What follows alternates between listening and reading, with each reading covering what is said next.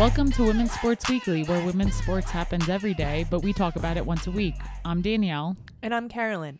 Women's Sports Weekly is a podcast where we discuss the latest news, explore interesting stories, and share our love for women's sports. Follow us on Instagram at Women's Sports Weekly Pod. D, so much has happened this past week in women's sports. It's been great. In the highlight reel, what are we covering first? So how can we not start with Caitlin Clark officially breaking the all-time scoring record for Division I NCAA women's basketball? Totally amazing. What a fun night. I love to see her family. Tell us about it. I have to start with saying I felt like a horrible sports fan that night because, of course, over 2 weeks ago, I made reservations at one of our favorite restaurants, Safta, for Valentine's Day. And of course, you teach yoga on actual Valentine's Day. So when are we at dinner? Right when Iowa's playing. And it's such a nice restaurant. It does not have TVs. I was looking over at Danielle like, maybe Safta in Denver will throw up a TV for us. So do you know how many text messages I had after dinner when I looked at my phone? I can only imagine, but please tell us. Over 30. And I was like, what is happening? And most of them, if not all of them, had to do with Caitlin Clark, which is amazing. I had college friends watching the game, family watching the game, friends who listened to our pod. And we were also like, oh my God, we need to get home and immediately watch the replay. Yes. Unfortunately, we couldn't do till the next morning. But we watched plenty of highlights that night when we got home from dinner, which was fun just to see the hype around it. And then getting to watch the full game the next day was I have also a question, fun. though. Yeah. Was it worth it? Was Safta worth it? Well, I was feeling guilty when everyone was saying we are missing history. And I'm like, okay, but I'll watch the replay. Our relationship, we do have to take care of our relationship. Yes.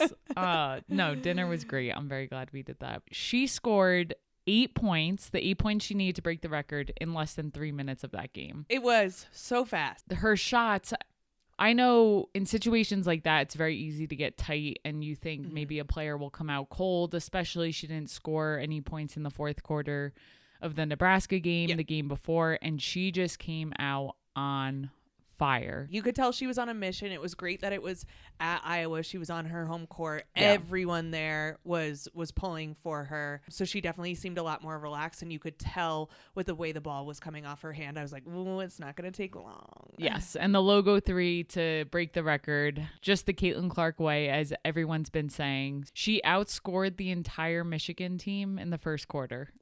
Yeah, that's a rough stat for Michigan. I mean, to be fair, it's not like she only had 8 points in the first quarter. She had 23 points in the first quarter.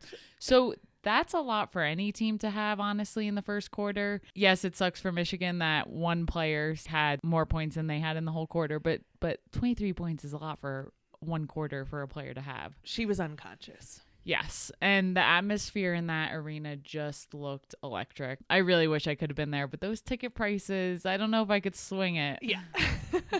Once we get sponsored. That would be like, I don't know, a huge vacation we could have taken. Yeah. And people did it, which is really cool. That, I think, brings up a great point. Like, people are spending their hard-earned money to see this history be broken in women's sports, and that's such a good sign. It is.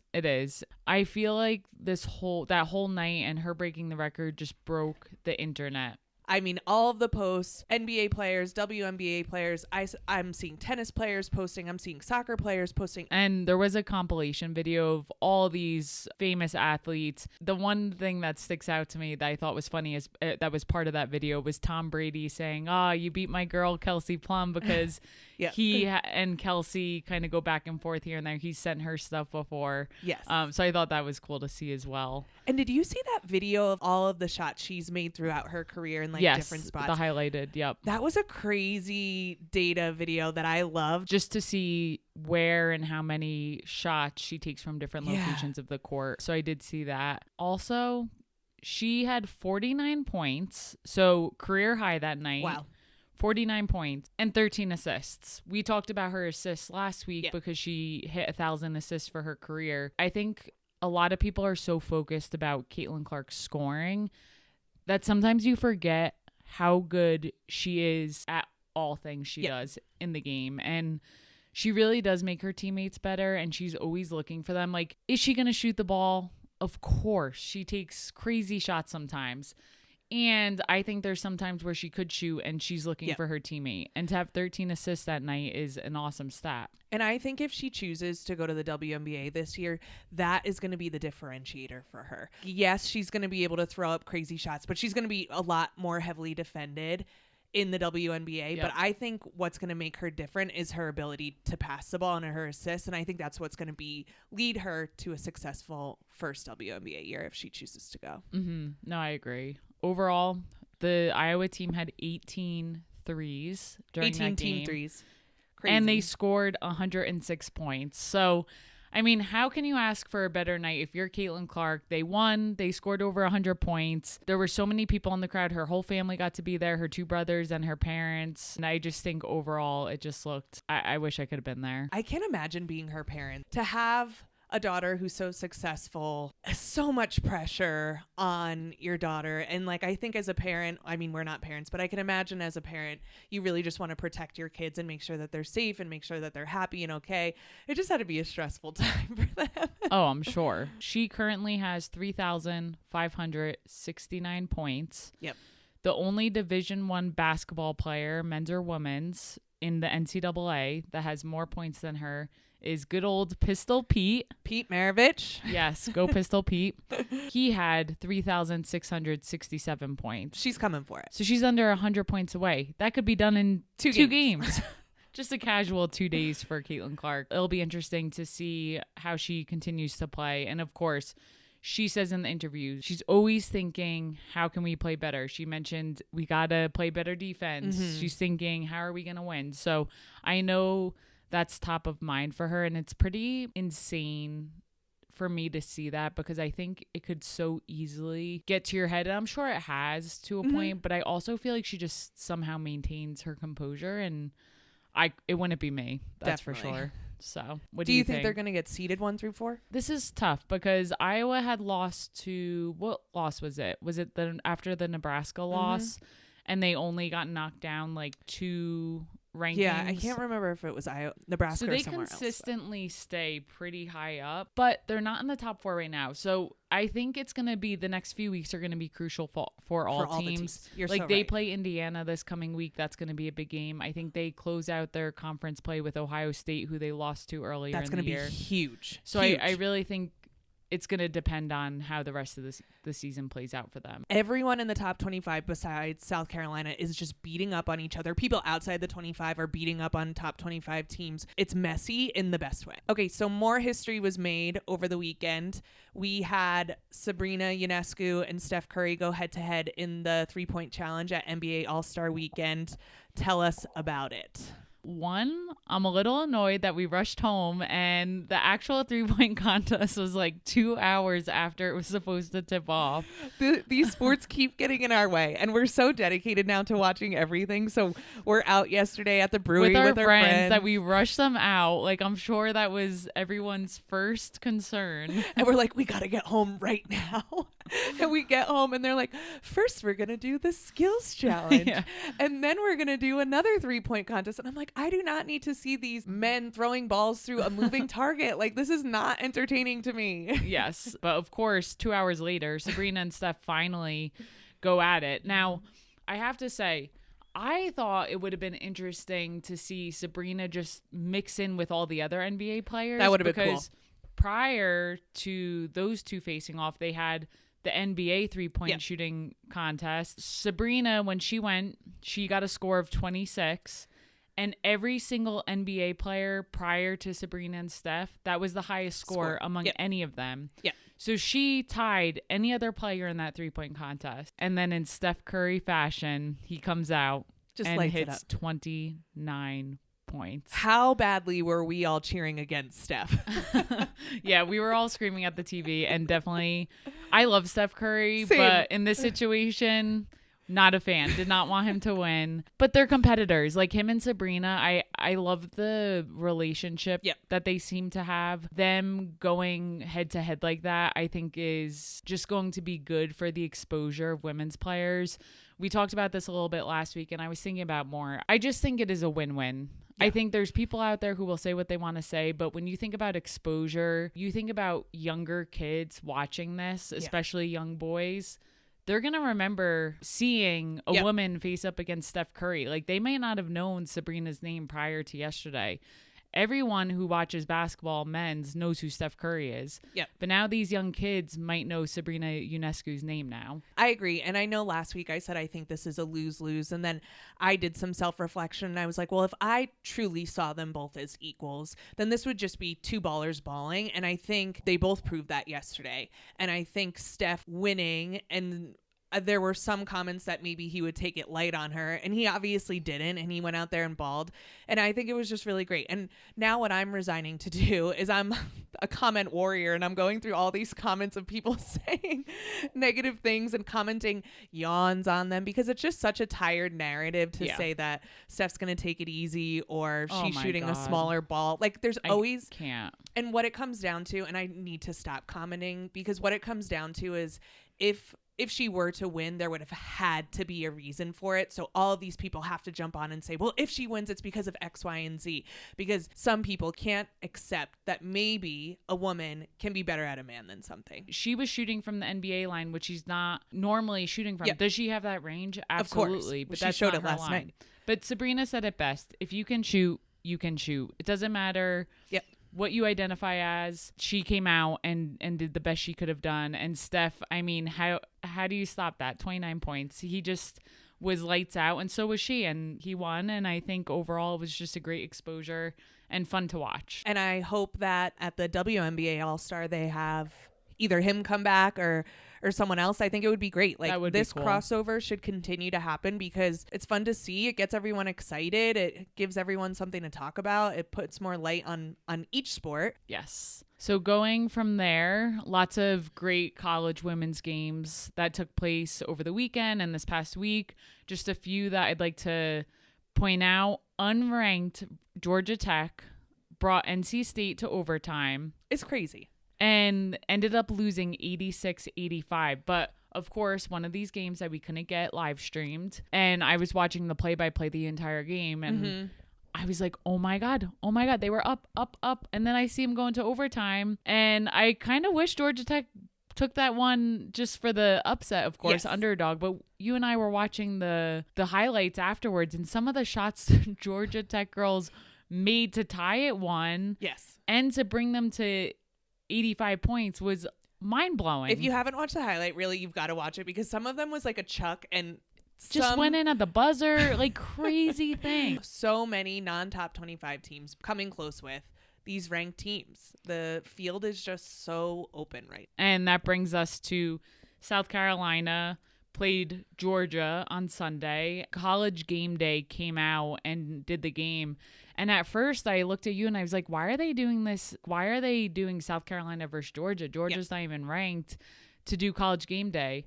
And the halftime score, Georgia was beating South Carolina 35-28. We were watching the whole game and we were like, what is happening? It's stressful. We cannot count out SEC teams. They are similar to the Pac-12 in the way that even if they're unranked, they are always forces to be reckoned with.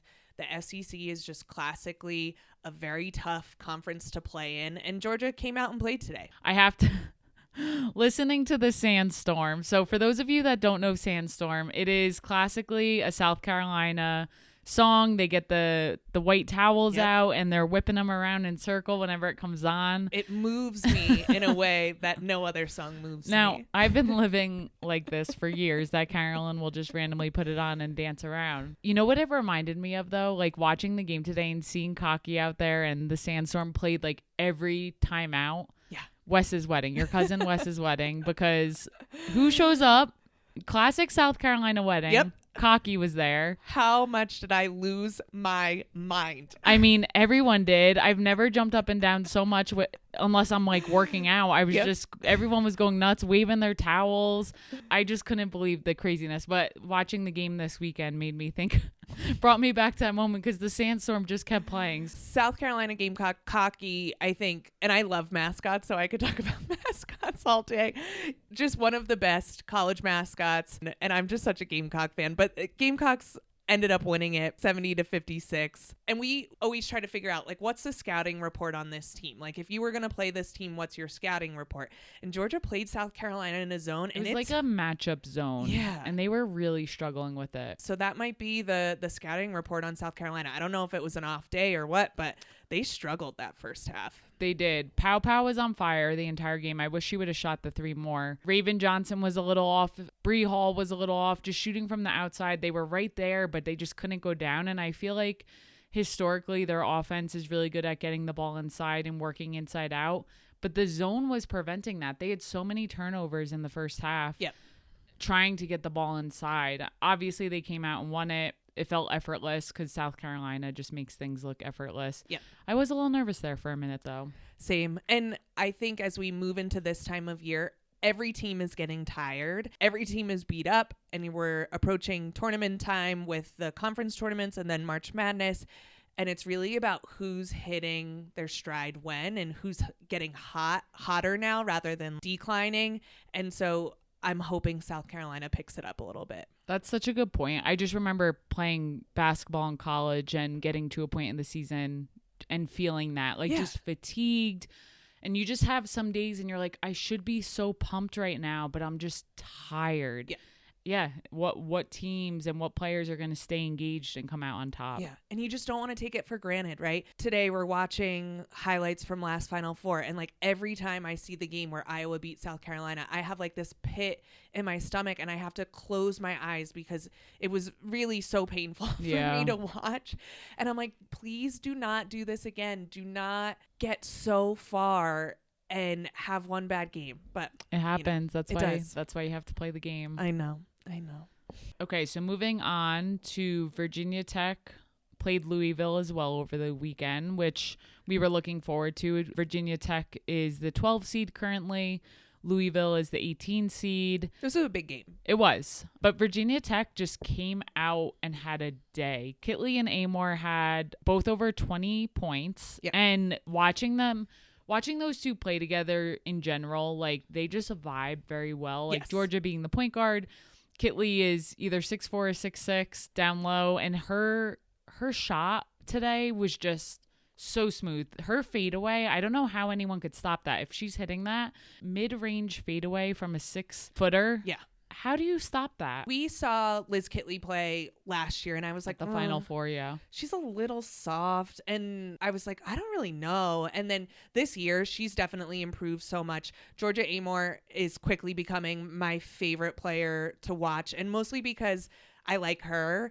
When you're trying to get into women's sports or you're trying to get into any sport, like, finding someone who you like is so important because then you can just latch onto them and see what they're up to. But Liz Kitley and Georgia Amoore combined for 49 out of the total 86 points. They ended up beating Louisville 86-70. This past week, I listened to a podcast, Sometimes I Hoop, with Haley Jones. So good. And she interviewed Georgia Amoore, and I'm just like, I'm in love. This girl's so cute. She's from Australia. Her accent is insane.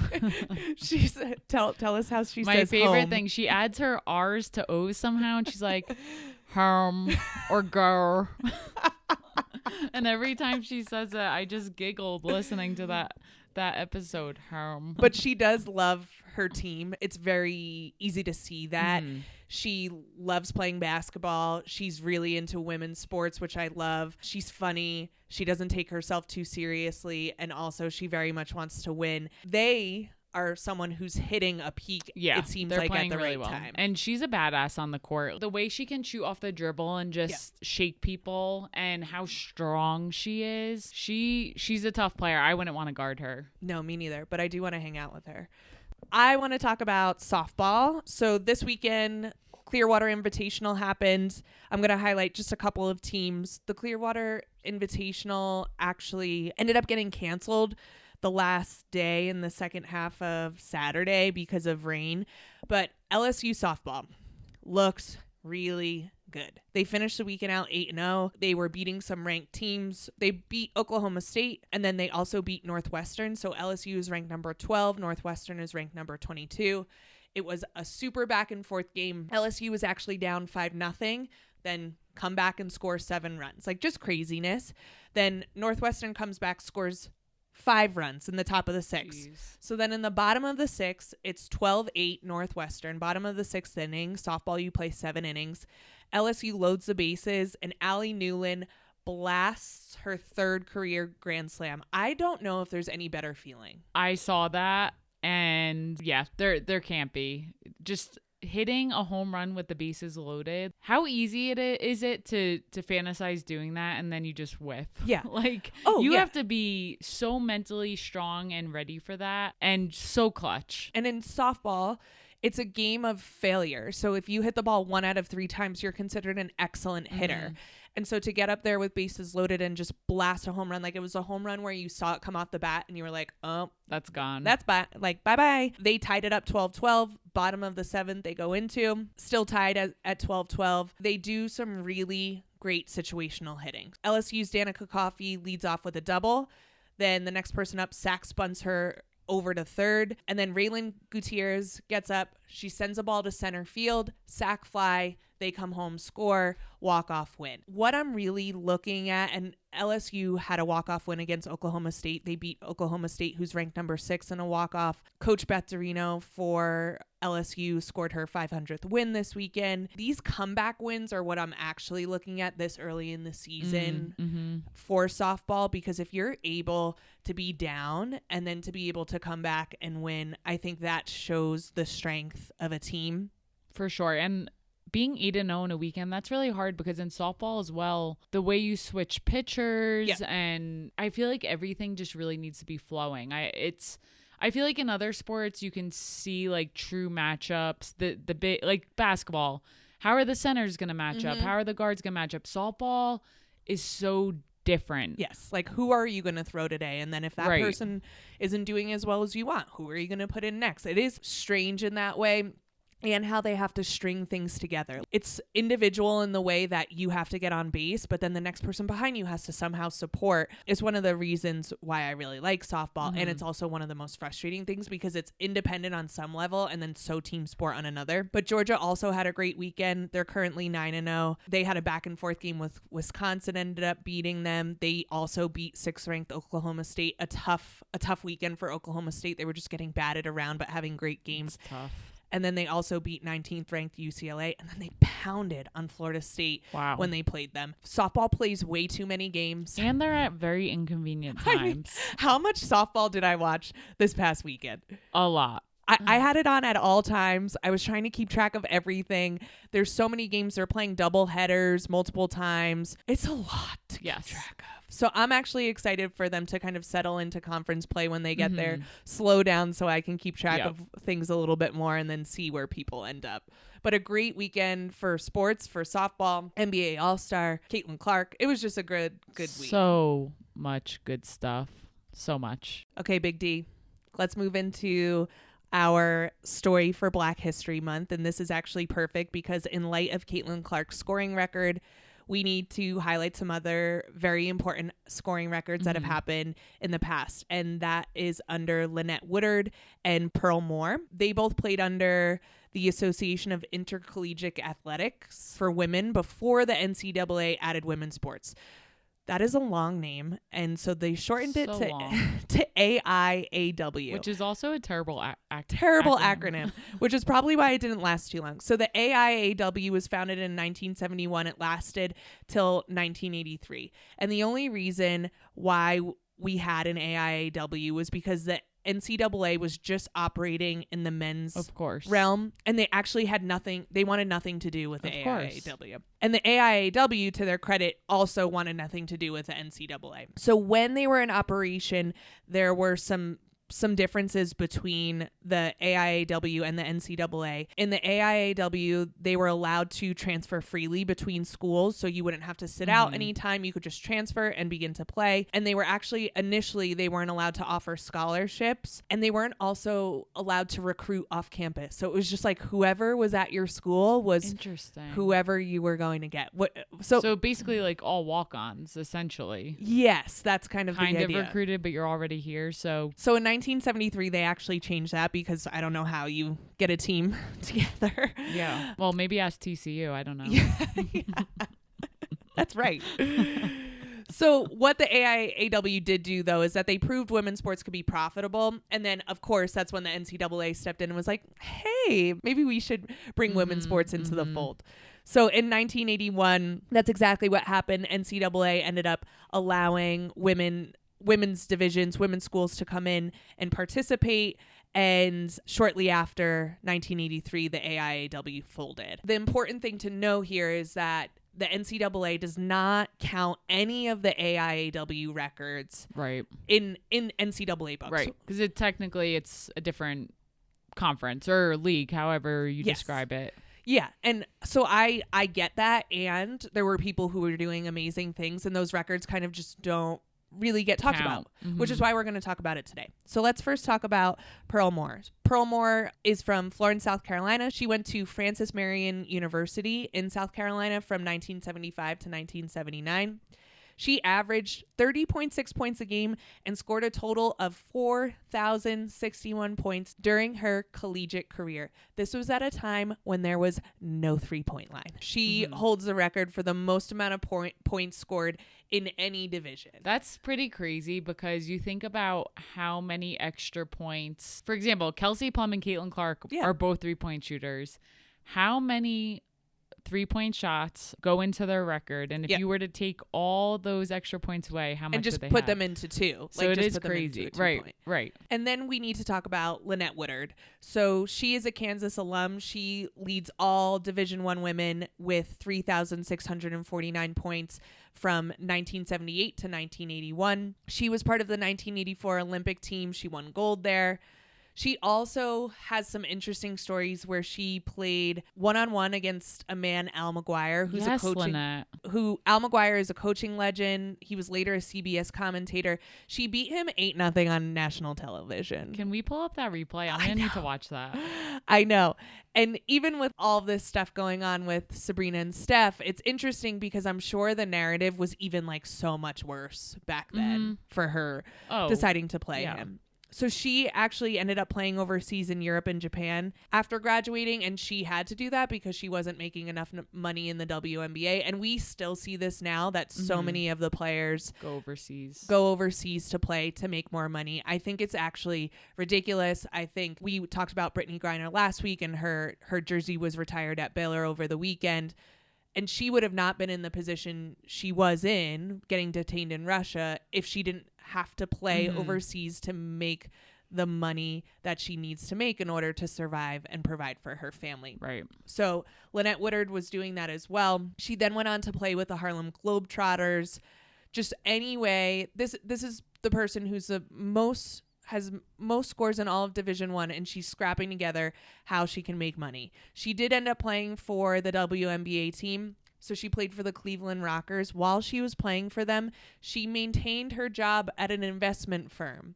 Women are incredible. They are incredible. Incredible. And it's just so ridiculous. Yeah. I feel like sometimes we're asking for pennies, right? In the big scheme of things, like, can we just not have to go overseas? Can I not have to play this random dude who's a CBS commentator and a coach who played in college, but to prove my worth that I should get paid? You know what I love about women is they do all the things and they just keep going. Yeah. Because they know how important it is. They want to do it for themselves. That is insane. She's just like, yeah, I'm going to work full time and also play in the WNBA because I want to. Like, she's not doing that for the money. Yeah, obviously. That's true.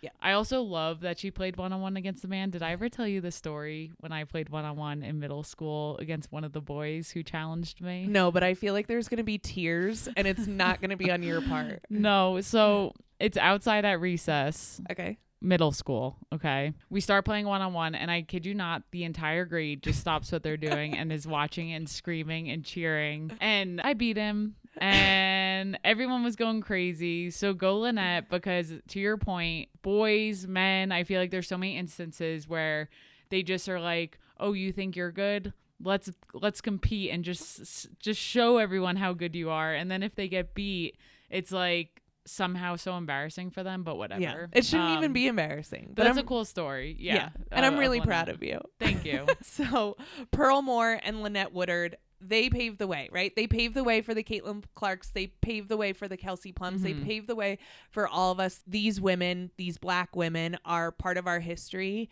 These are the women that the NCAA are noticing or noticed back then. And to the point you made earlier, we're like, oh, maybe we should include women under the NCAA umbrella. Yeah. So amazing story for both of them. Glad we were able to speak about them, especially in light of Black History Month.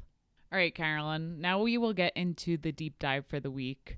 I've been wanting to talk about Coach Geno Auriemma. He is the women's basketball coach for the UCONN Huskies. He's been coaching there for a long time. He started in 1985 and has been the head coach there for 39 years. Wow. I didn't realize it was that long, but almost 40 years he was coaching at UConn. That's pretty incredible. I can't really understand that because the longest that I last at a job is like 2 years before I get real itchy and want to be like, okay, I need something new to work on. I need to do something different. Yep. It's the millennial in us. I think coaching is a little different. Just there's always new players coming in. The game is constantly evolving, but to stay at a school for that long and just be the face of that program and to bring up women's basketball and to heighten it is awesome. Yeah, and I think if I won national championships, I'd probably be more inclined to stay at my job. Right. But it wasn't just happening. It wasn't an overnight success, which I think people, especially in our generation, just see the years that he kept winning and winning and winning. But it's a nice reminder that this did not happen overnight. Yeah. So just some background also. I always like to share the fun fact that he was an assistant coach at St. Joe's from 1978 to 1979. And when he left, the old head coach for Notre Dame women's basketball, Muffet McGraw, who you know I love, took his assistant position and took over in 1980 to 82. So this was before she was at Notre Dame? Yes, before she was even at Lehigh, because Got it. From there, she was the head coach at Lehigh. So her early career. Yep. But after Geno was the assistant coach there, he eventually then was the assistant coach at Virginia from 1981 to 85. He also coached some high school. And then he was hired as the head coach at UConn in 1985. I think there was only 145 people in the stands like that first game he coached, and he was just like, we need to get more people in the stands at these games. He said he could hear people having conversations during the game that were sitting in the stands. Yeah, he's like, I knew what they were saying, that we can't have this. So he is the fastest coach to reach 1,200 wins. We talked a few weeks back about Tara Vanderveer, the Stanford head coach for women's basketball, tying Coach K and then surpassing him at 1,202. And now you have Geno, who's the fastest coach to hit 1,200 wins and the only coach to do it at one school. That's impressive. With saying that, I do have to give credit to Pat Summitt because she unfortunately got Alzheimer's and ended up having to stop coaching early, which I'm still very upset about. I was huge Tennessee fan, huge Pat Summitt. Her career ended at 1,098 wins, and she was at Tennessee since she was 22 years old coaching. Yep. So I just have to say that because she was 2 wins off, and literally her illness had to stop her from coaching. And I just wanted to give her that credit because she would have gotten there if she was able to stay healthy. But so Geno, overall, he has 11 national championships and 22 Final Four appearances over his 39 years. We know over the years, people love UConn or they hate UConn, or there's been so many people who tell us they just wouldn't even watch the basketball games because they knew UConn was just going to win. So I wanted to talk about thoughts around Geno and around UConn and what that has done for women's basketball as a whole over the years. And so I'm on the UConn hater side. I've always been a UConn hater. I tend to pull for the underdogs. I think that time when they were perfect, when they were having these undefeated seasons and just rolling through the tournament, I think that was really bad for women's sports. I think it was bad for women's basketball. I was a UConn fan like when Diana Taurasi was there and Sue Bird, but as I got older and started watching more, you know, I was a huge Tennessee fan and their rivalry was insane. Like Geno and Pat would go at it. So I was not a UConn fan, which is funny because I always talk about how big of a fan my dad is, but I love Tennessee. And then when Skylar Diggins was at Notre Dame, Muffet McGraw and Geno also historically would always go head to head and just like didn't seem to like each other. Yes. And I would always root for Notre Dame. So I do like Geno. I think what he's done at that program, yes, could it be bad in cases where people were like, I'm just not going to watch? But it is insane how successful the program was over the years that he's been coaching there. And I'm going to push back on myself even and say, like, if this was a men's team, we wouldn't be having this conversation. I wouldn't have to be like, probably wasn't good for the sport that they kept winning. They would just be labeled a dynasty, and that would be that, right? That's kind of what I'm getting at. When I think about Geno and UConn, and that's kind of what you think of, a dynasty. I think when Breanna Stewart was there, I think they won 3 of the 4, or she won all 4 years. That's right. Yeah. I just think it's worth talking about. Negative, positives. I think there's both to it. And the other thing that I want to point out, my other problem with Geno, and I really don't have a problem with Geno, but some things that I'm like, the whole Candace Parker Olympic team thing. What the heck happened there? So he was the Olympic coach. Candace Parker was in her prime, and she wasn't chosen for the Olympic team. And then you look at the roster, and it's mostly UConn women on the roster. Some of that, I'm like, oh man, that was a lapse of judgment. And I wish they would just come forward. Geno would just come forward and be like, I made a mistake. And of course he had bias for his players that he coached. You can tell he loves his players. For sure. But watching the Candace Parker documentary a few months ago that was released on ESPN and listening to her tell that story, it was really sad. She's like, I just took out so much time of my life to be there in the off season and just didn't make the team, when clearly, if anyone knows anything about Candace Parker and her stats, she should have been on that team. So yeah, I also obviously have a problem with that. You can't deny he's coached incredible players over the years. I already mentioned Breanna Stewart, Sue Bird, Diana Taurasi, Maya Moore, Tina Charles, and that's just to name a few. Like, are you kidding me? And he obviously, like Dawn Staley, he knows how to prepare these women for the WNBA. One, he knows how to recruit. He knows how to get the right people into his program. And then he does a great job of preparing them to be able to play in the WNBA and make an impact. So Paige Beckers, she had an incredible freshman year, stayed healthy, and then she's been struggling ever since. So she's a senior, and the big talk of the country, or at least the women's basketball world, is she coming back to UConn next year? Yeah. And she released this week that she is. Geno also confirmed he'll be back next year. So I wonder if that had anything to do with Paige, because he's turning 70 like next month. Wow. Yeah. I think it's the right move for Paige. I think coming back for another year, I feel like because of her injuries, some of her time was taken away. And I just hope this next year she can develop her game more and make her even more ready for the WNBA and get a good year of UConn under her belt. And she just talked about how much she loves the fans, loves UConn. You can tell she's very passionate, and same. I just really hope she comes back stronger than ever and has a great year next year. Geno staying. I wonder if he'll retire after. It'll be interesting. I feel like when AZ Fudd and Paige go, it's got to be time. Yeah. I think that about coaches sometimes, though, and they just keep coaching. It's like they can't hang up the shoes. I don't know what it is. When you think about Geno, you think he's a hard ass, which he is. He's intense. But some of the things I think are really cool is, for example, Aaliyah Edwards is from Canada. Yep. He, this past year, scheduled a game in Canada. So wherever his seniors are from, Paige, Minnesota, they played in Minnesota. And then you have Nika Mule, another senior who's from Croatia, and they made it a point to play a game there. Geno goes out of his way to do things like that. And then another thing that I thought was cool is when Carla Berube, former player for Geno at UConn, took over the head coaching job at Princeton University. December 2022, he scheduled a game to play against Princeton. It was a close game. Princeton's good. They're top 25. It was 69-64. UConn won, but I forgot how close that game was. Seeing the relationship he has with current and past players speaks a lot about who he is as a person and the respect his players have for him. And you met Geno, right? Can you tell us that story? Because meeting people you really admire is always very interesting. So, yes, it was the summer of me beginning to go back to Moravian to coach. Okay. So I was helping recruit at a tournament. I look over and I see Geno there. So I see him and I'm like, I don't know what to do. I don't want to bother him. You know, I'm just going through all the things in my head. So I actually text Coach Spurk, who I played for at Moravian. I was like, Geno's here. Like, I don't know what to do. Do I say hi? She's like, you have to say hi. Like, just tell him you're a coach and ask for a picture. Yep. And if I didn't text her, I don't think I would have done it. So I'm really happy I texted her. And I went up to him.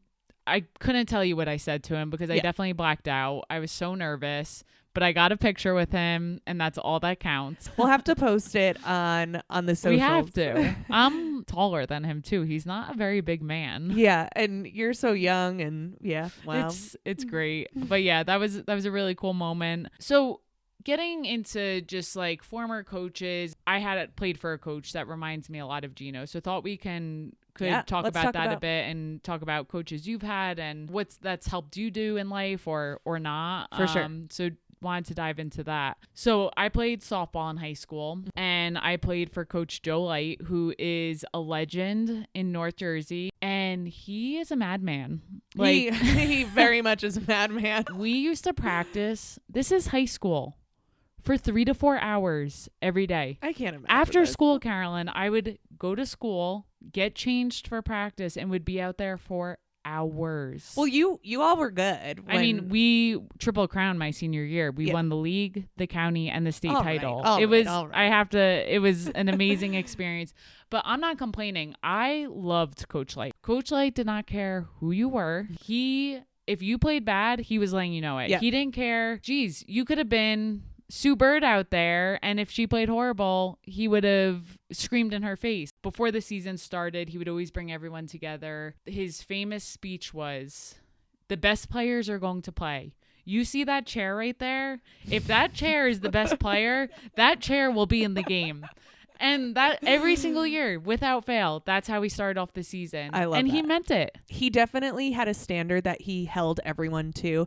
And good coaching because I imagine you also know bad coaching, and the bad coaches are the ones who don't hold the same standard to everyone, where some people get different treatment because they're a better player or have more talent, and every player needs a different way to be coached, but the standards for the team need to be the same. Right. And he was definitely old school. I think there were a lot of people who did not agree with the way he coached. He used to coach Indian Hills, some of the boys' sports there, but kind of got told to leave and go coach somewhere else because the boys couldn't handle it. So I've heard this happen numerous times because my favorite coach, who we'll get into, also tried to cross over into the boys and got pushed out because it was too much for the boys. Oh, God. Yeah, he's one of the best coaches I've ever had. I will say that forever because I just think the impact he had, and he treated us like he would the boys. Like, he just treated us as equals. That's what I wanted. Do I like getting yelled at? No, not my favorite thing. But at least I knew he was consistent. Yeah. And that's what I really appreciated about him. What do you think some of the values are that you gained being coached by him?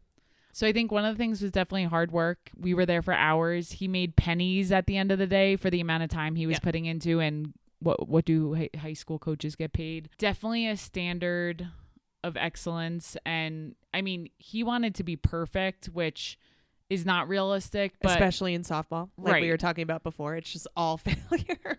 And he wanted perfection. Like, that was his standard. You at least had to try and strive for that standard.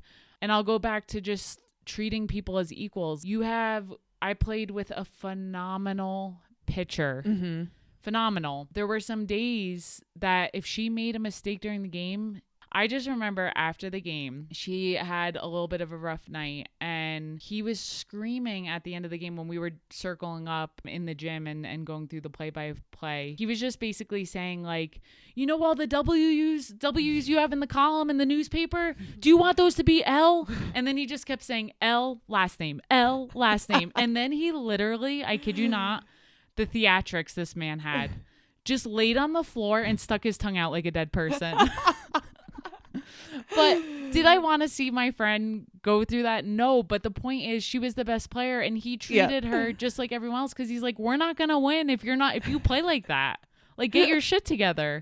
So I can go on all day about him because I just think the man's a legend. He is a legend. Really, really enjoyed playing for him. And of course there were tough days and he was a tough guy, but similar to Geno, he also knew when he could relax and have fun with us and have a relationship. So those are some of the things. I did have him as a math teacher as well junior year, and I actually hated that because he scared the crap out of me in class, and it was pre-calc, and I was terrible at pre-calc.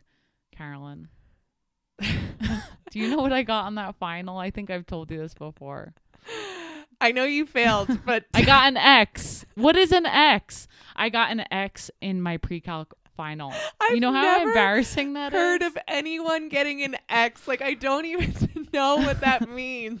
I think it's you did so bad that we can't even give you a score. So that trigonometry, horrible. Did you even complete the final? Like, did you have answers in it? Probably not. I probably just gave up and walked away, which is not the form of excellence that Coach Light would have expected for me. No. But moving on, you had mentioned that a coach you played for who you really enjoyed playing for also tried to switch over to the boys and kind of got pushed out. So tell me about that. My favorite coach was when I was playing basketball in high school, Coach Kilgallen.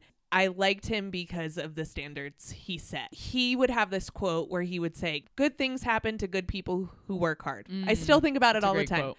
Good things happen to good people who work hard. Come in every day, do the work, and good things are going to happen. He always had like the best scouting reports. He was super into it and he was super cared about us. I think that was the biggest thing. He cared about every single person he coached.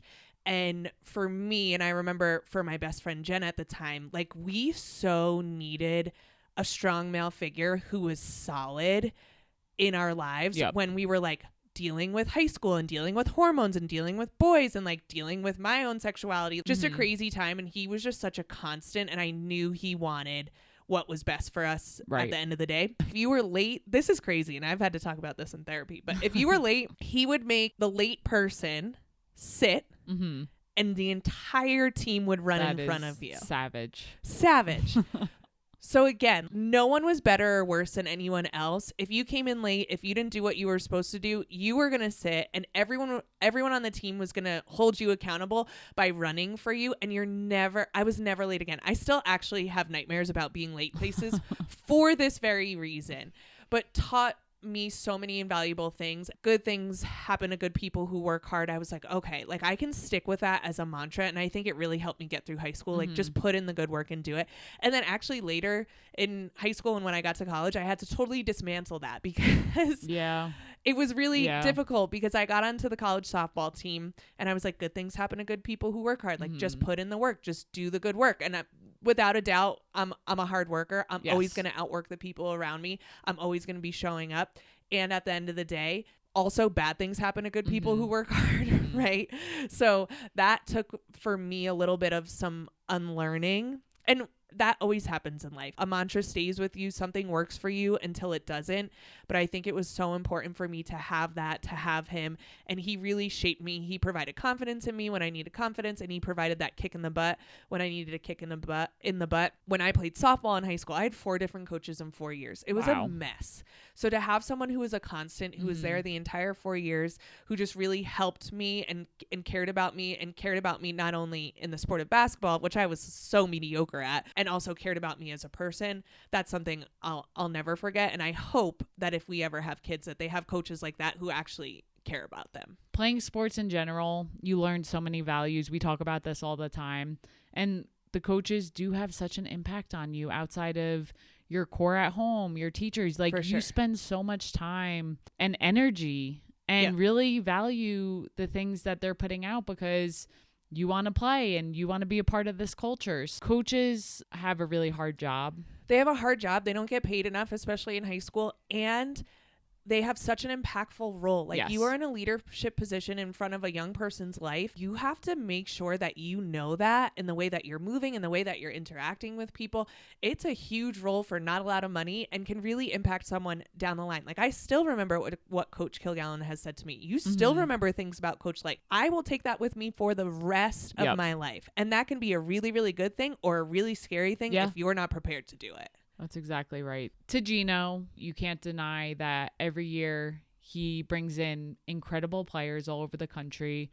I think it's really cool in the past couple of years to see great players start to kind of go away from just going to UConn. And I think that's what's made, obviously, now we're seeing the effects of that with all these upsets and things like that. And it does take a few years because now you have the Caitlin Clarks of the world who are seniors and they're wreaking havoc on other teams, and Juju Watkins, who you have kids staying home or you have kids going to South Carolina so it's great to see these players all over the country mixing it up and not just going to UConn like so many years. People went to UConn because they wanted to be number one, and we've definitely seen this shift. Yeah, and now him and Tara are going to be like neck and neck with these wins. Yeah, that'll be interesting. So I know there's a lot going on this week in the women's sports world. What is it that you're looking forward to? I want to talk about the CONCACAF Women's Gold Cup. What? Yeah, God bless you. I'm not going to say CONCACAF anymore because I don't want to hear your Please dad jokes. Don't. So we'll call it the Women's Gold Cup. USA kicks off actually tonight. If you're listening on Tuesday, they kick off at 10:15 Eastern time on ESPN2 or Paramount Plus versus the Dominican Republic. This is where living in Colorado is great because they'll start at 8:15 our time. And we'll still be in bed. Yeah, actually, yes. So the U.S. will also play Argentina and Mexico kind of in this group play. And what I'm really excited for about this is that it's a chance for some of the younger players on the team to get some time and see how well they do and to get them kind of moving and grooving. Right now, the USA team is being coached by an interim coach, Twyla Kilgore. But the USA hired back in November Emma Hayes, who is a longtime Chelsea coach, now will be the U.S. women's national team coach. She is the highest paid women's coach in the world. She doesn't officially join the team until May because she's finishing out her contract with Chelsea. And the Olympics start in July. So that is a very quick turnaround. I know she's probably in contact with them. I know she's coaching actually currently some of the players that are going to be on the U.S. women's national team.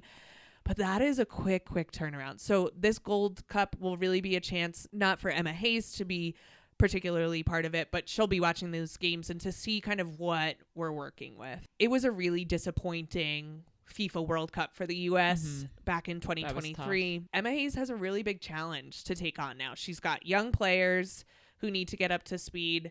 Coming off of this disappointing World Cup, or all the other teams around the world are just getting better, and it seems like the U.S. has plateaued. And so this program, this national team needs some help. They need some guidance. The talent is there, but they need to find ways to make this work. And I hope this Gold Cup is a start of like a positive upward trajectory for the U.S. For sure. And we just talked about the importance of coaches. So it'll be interesting to see what this new coach can bring and hopefully some good energy that she jives well with the players. So yeah, I heard Crystal Dunn talk about her. Nothing but great things. I think it's going to be a really positive coaching move. The coaches are in such a tough position because when you coach for the U.S., you have to win games. Like if you're not winning games, you're out. That's the standard. And they're going to get the next person in. If you're not beating teams who people think you should be beating 6-0, 7-0, all heads are going to be turning. But I really think this new younger class, they just need to get up to speed. But I think it's the right direction that we're moving For sure. So that'll be exciting to watch if we can stay up. We'll stay up. But that's what I wanted to highlight for this week. There's just a ton of great basketball games on this week for college women's basketball. We're going to be talking all conference tournaments coming up and then all March Madness. About to be crazy. So that's it for this week. We will see you next week on Women's Sports Weekly. In the meantime, watch women's sports. Please rate the podcast on Spotify and Apple. It's a great way to share the love and for our podcast to get a little bit more eyes on it, which we're trying to do. You can share the podcast with your friends, and please keep sending us topics you want us to cover on Instagram at Women's Sports Weekly Pod. Thanks so much for joining us.